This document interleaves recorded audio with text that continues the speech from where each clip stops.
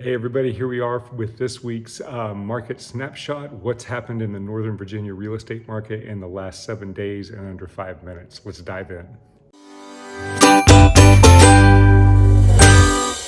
Okay, so you can see the background here is different. I'm actually at my open house here at 22978 Homestead Landing out here in the Willisford and the Grant portion of the Willisford. It's a fantastic house. You guys look it up. 1.799 is the offer price. It's a ranch rambler style, so you have the primary bedroom plus 2 additional bedrooms on the main level, so you can have main level living. You have a basement downstairs. Just a fantastic house. But enough of that. Let's dive into what's happened in the last 7 days in the Northern Virginia real estate market. So one thing I'd just like to bring to your attention is we've talked a little bit over the last market report that we did 7 days ago, and I mentioned that we were in a window. That window sort of continued this week, and I expect it to continue next week. So we'll dive into what the numbers look like and why that window is here and why I'm thinking it'll happen again next week, but that window will close. So let's dive into the numbers and let me show you what I'm talking about. So here we are. We have the orange line, as always, is the buyer activity. The buyer activity is our demand for the product. And we have our inventory, which is our supply for the product. Buyer activity dropped dramatically the last 2 weeks, and it's done that because the school's let out. Anytime school changes, buyer activity tends to go down for a short period of time until everything adapts. So for example, school getting out, a lot of people are traveling, a lot of people are out of town.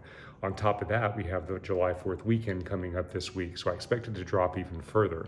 But here's a key that I had a conversation with one of our buyers this morning, and they were saying that they were seeing in the news that the market was softening and everything was happening with regards to market activity.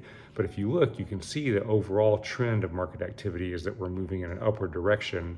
And if you look at where we are now, let me get my pen to mark here. If you look at where we are now, this week in June of 2024, we're almost exactly where we were in June of 2023. So the market, we're actually a little bit higher, but it's only a slight bit higher. So our market activity, as far as buyer demand, is still there. So the demand is still there. What's favorable for the buyers right now, and before we go to that, as far as the buyer demand, next week it's probably going to drop even further because this is what happens on the 4th of July.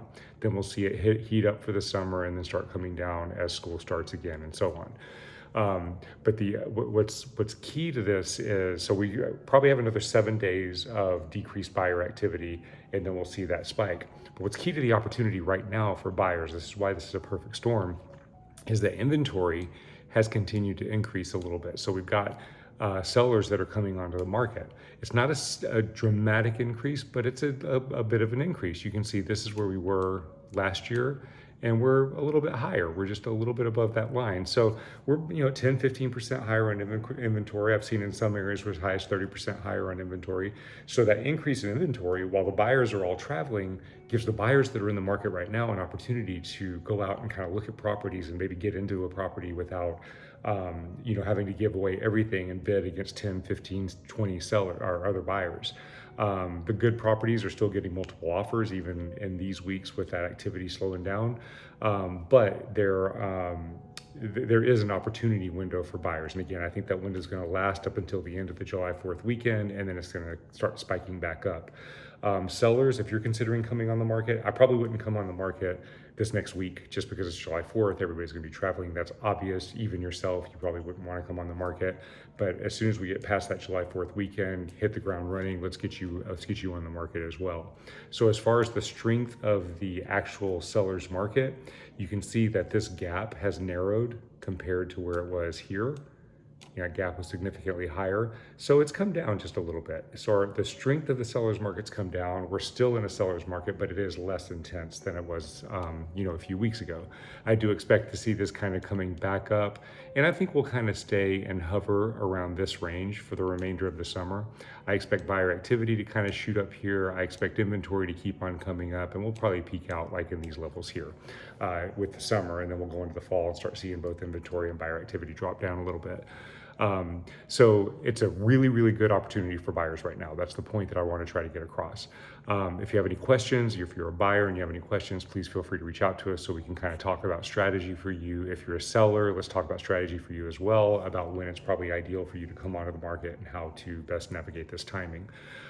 Kelly and Tatiana will be back with us next week. I know I've been saying that now. This is going on the third week, but we've got some travel happening, and there's been things getting in the way. So we felt like it was important to get this market data out to you, and we'll be back in full force hopefully next week with the Mortgage Minute and with our subject of the week. All right, if you have any questions, please let us know, and we will see you on next week's video.